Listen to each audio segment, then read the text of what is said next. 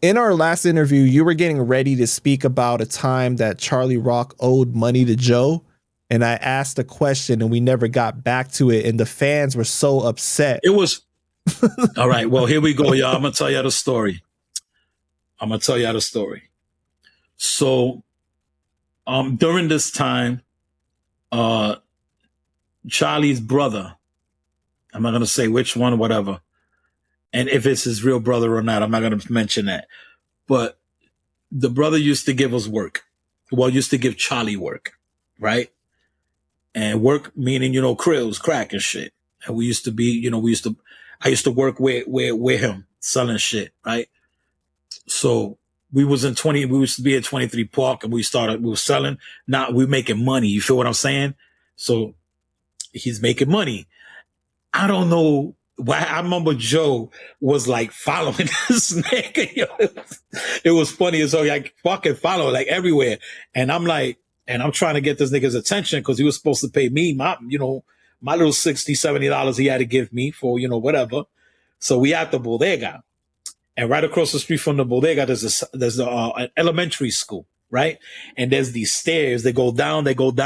And then at the end, you end up in the next street, which is the Little Villes and the ranch. It was like a back way for the back of the school. So we chilling and shit like that. And Joe's like, following this nigga that, he was like, I think he had to go Joe like $50 or whatever. I don't know what the fuck it was. So he kept telling Joe, yo, hold on, man. He was like, yo, hold the fuck up. I got you. Joe's like, come on, nigga, I gotta go. He's like, I got you. So he's like, yo, Toom, come on. So he was like, yo, let me take care of Toom and I got you. So we go down these fucking stairs, right? I go down with him and we go around the corner and this nigga gives me my money and he hauls ass.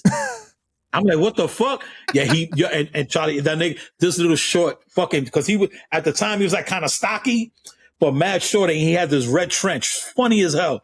And he starts running and he leaves me there with the fucking $60. And I'm like, what the fuck is going on? So I put the money in my pocket and I walk up the stairs and Joe's like, where the fuck is Charlie at?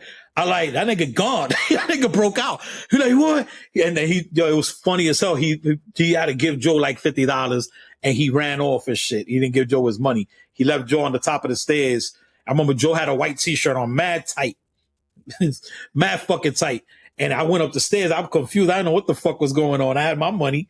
And then he was like, yo, that nigga, he didn't give you no money? I was like, nah, he gave me what he had to give me, nigga. I don't know about you. So that was funny as hell, though. And then he went, who the fuck he was with? Oh, my God. I forgot who he was with. He was with one of the guys from the block. And then they went around the corner and they was walking and they started looking for this nigga everywhere.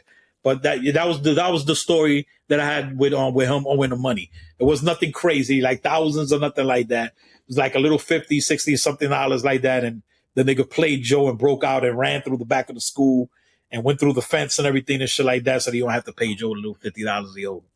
Do you know if he ever ended up paying him back or like how did he work that situation out? I don't know. I don't know.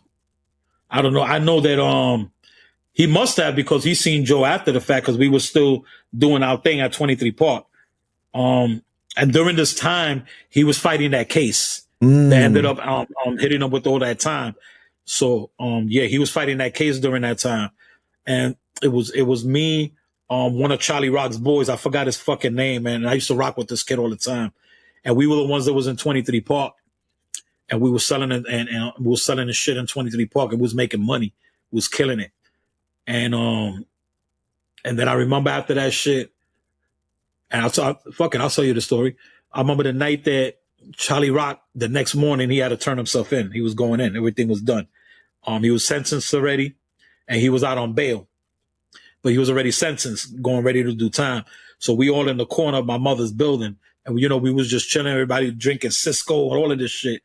And I remember that motherfucker, since he was going in the next day. And I'm going to say this because, even though he's gone or whatever, I'm going to say this.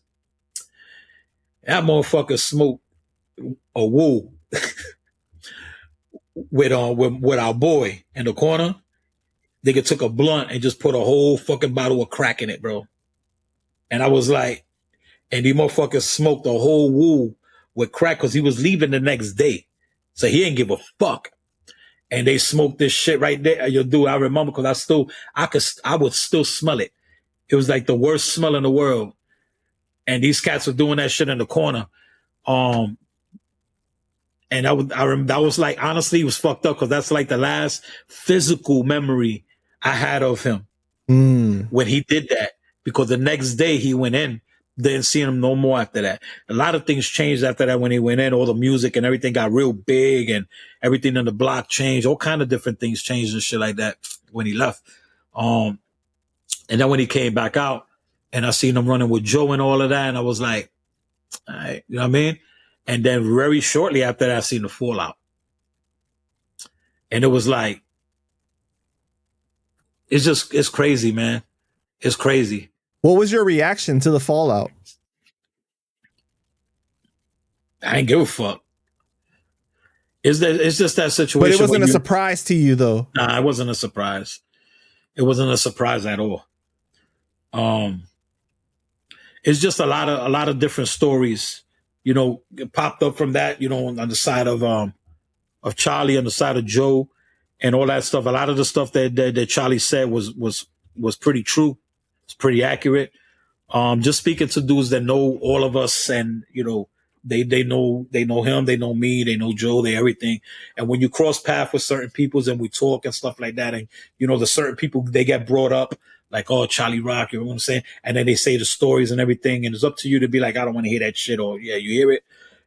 Just a lot of different shit, but just out of that context and shit like that, a lot of the stuff that Charlie said and that he was really feeling sour about and everything were true.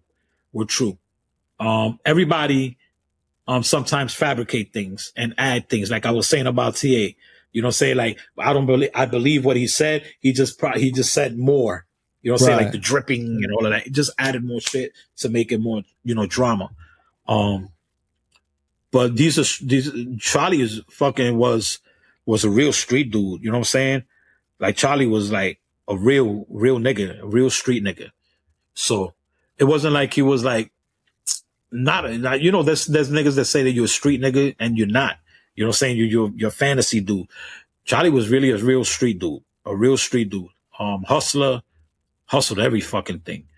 And he banged out. That nigga Charlie used to bang out, not only in jail, he banged out in the street. Banged out. He let his metal scream. Real talk. He did a lot of shit. And, you know, but, you know, I don't want to say the negative part of people or nothing like that. Everybody has a negative part of them. Myself, I do too. But, you know, I just respect the people that pass on. Yeah, you have to. Right. You know what I'm saying? You have to seal that and just keep it walking away. You know, it's like when you know, when people say, oh, got what he deserved or this and that. Come on. You know what I'm saying? Like, just don't say nothing. Just keep it moving. Right. You know what I mean? If you felt some type of way or whatever, man, they kill nobody in your family, you know, whatever, this and that, then, you know, keep it moving. You know what I mean? Me, I'll spill dirt on motherfucker that, you know, anything harms my family, whatever. But, you know, I just can't do that. With Raul, I could say a lot. I'm not going to say nothing. With Flex, I could say a lot. Not going to say nothing. You just got to leave that alone. Close that. Their book has been closed, right? Right. Leave it closed. Leave the chapter. Leave it. The chapter's over. Leave it. Let it go. That's it. That's the way I feel about that.